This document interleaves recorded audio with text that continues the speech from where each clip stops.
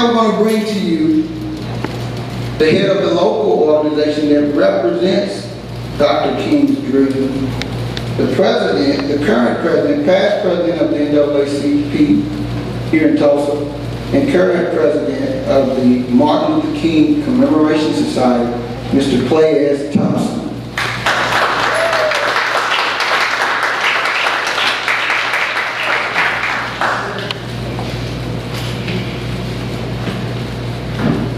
Good afternoon. Good afternoon.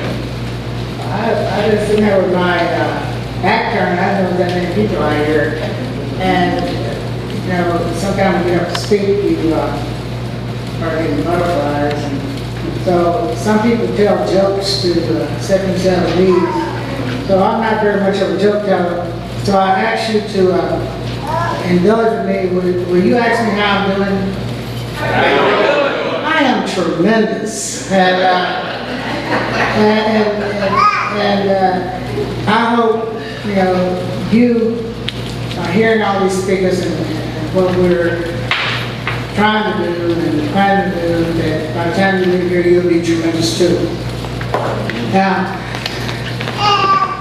and we're here to honor the march that happened in Washington, D.C. 50 years ago. At that time, I was 19 years old. And so, I was going to be 20 in October. So, you add the numbers. You can see how incredibly old I am. But anyway, talking about the speech, and and we all know that speech is, that one speech, skyrocketed man to have a holiday, man to dishonor. And that just doesn't happen in the United States of America, especially a black man. But one of the things that he said in that speech, he talked about a check insufficient funds. And he talked about how it had been 100 years that we had held on to that check. Now, fast forward 50 years, that's 150 years. In my opinion, we still haven't gotten that check cash of insufficient funds. And the reason we haven't did it is because we don't have a financial strategy. Everybody has a financial strategy with us. And one of the things that don't get publicized about that march and about the after effects of that march, the organizer of the march was a guy by the name of Bernard Westfield. And the day after the march, Dr. King went to him and said, the march was a success. We were expecting 100,000 people, and we got 250,000. And he said, we fought for the rights, and we got them the right hamburger because we were fighting for people's rights.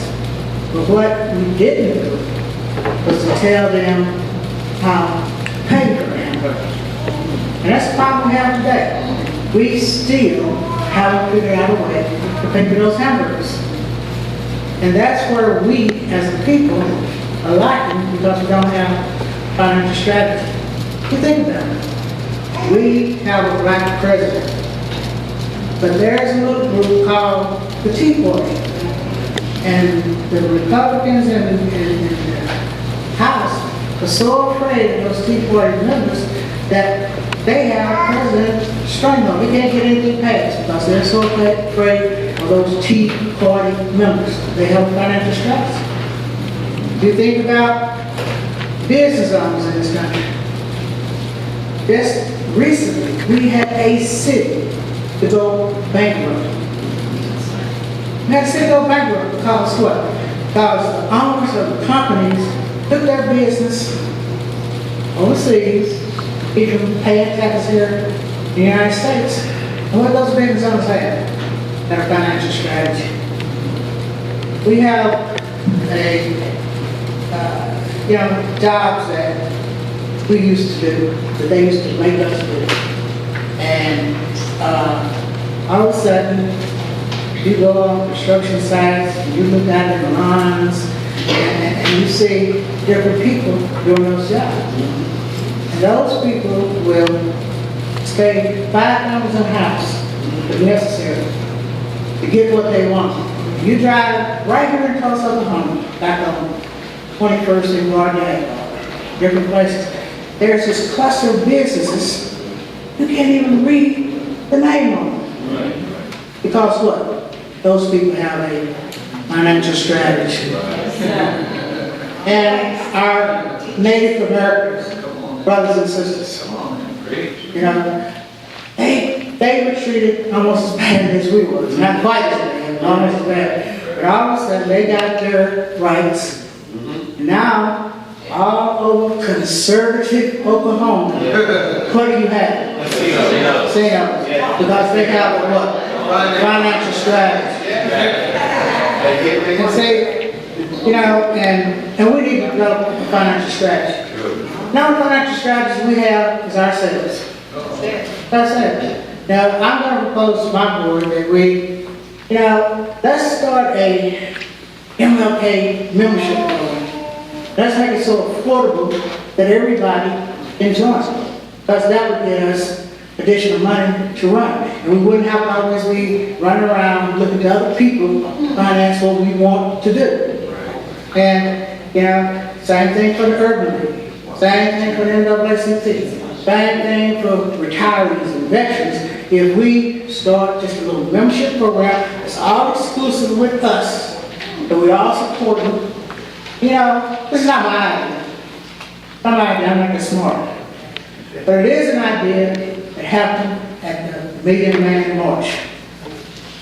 And Dr. Fairbairn, in his 3-hour speech, he said, if we could just get every person at this march just to contribute $10 or less on a consistent basis, all of our economic problems be gone. But, you know, someone alluded to it earlier, that we have this terrible problem of dealing with each other. Terrible problem. You know, it's almost like, you know, I think I know where it came from. This guy went to the slave owners, and his name is Willie Lynch. He proposed that I can show you how to keep them under control for years and years and years to come. And we said, you know, and like most of us sit here and we don't know why we don't like each other. We just know that we don't. And when I say, why is this? Because I have a receding hairline? Is it because I have a beard? Is it because I'm closer to 300 pounds than I am to 200 pounds? Is it because I'm almost 70? But whatever your reason for us not liking each other, let's get over it. Let's get over it. And we're in District 1, and we have at least 3 representatives whose future we can control. And so I'm saying to those 3 representatives and leaders of Urban League and NAACP and MLK, let's get together and put our heads together and come up with a strategy, a financial strategy for us that we can do and we can work together. Thank you very much.